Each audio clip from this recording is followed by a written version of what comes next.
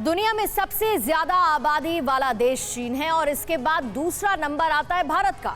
लेकिन अगर भारत की जन्म दर कंट्रोल नहीं की गई तो भारत न सिर्फ सबसे ज्यादा आबादी वाले देशों में शीर्ष पर होगा, बल्कि बुजुर्गों की आबादी भी इस देश में सबसे ज्यादा हो जाएगी।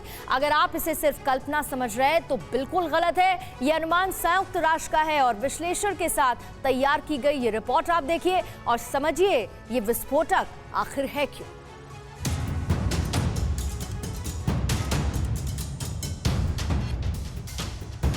बेतहाशा जन्म दर और जनसंख्या नियंत्रण कानून की कमी के कारण भारत दुनिया में ऐसे मुल्क के तौर पर पहचाना जाता है जो जनसंख्या के मामले में चीन के मुकाबले दूसरे पायदान पर है। लेकिन अब जल्द ही भारत को एक नई पहचान मिल सकती है।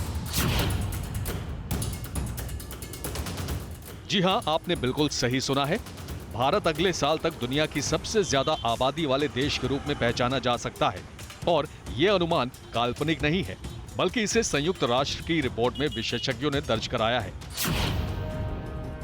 दरअसल यूएन पॉपुलेशन डिवीजन के आर्थिक और सामाजिक मामलों वाले विभाग ने वर्ल्ड पॉपुलेशन प्रोस्पेक्ट 2022 में बताया है कि ग्लोबल पॉपुलेशन 15 नवंबर 2022 को 8 अरब तक पहुंचने का अनुमान है और ये 1950 के बाद सबसे धीमी गति है। लेकिन भारत को लेकर इस बार अनुमान अलग है।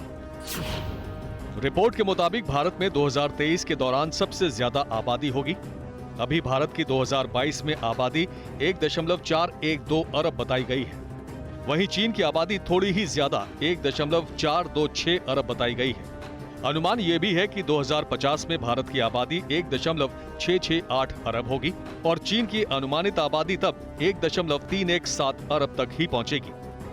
यानी दुनिया के दो सबसे ज्यादा आबादी वाले क्षेत्र जो पूर्वी और दक्षिण पूर्वी एशिया थे, वहां वैश्विक आबादी का घनत्व 29% हो जाएगा।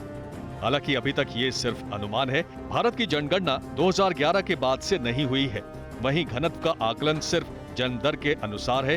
मृत्यु दर की अनुमानित संख्या इस रिपोर्ट में दर्ज नहीं है, इसलिए यह अनुमान बिल्कुल सटीक होगा, इस पर संशय है।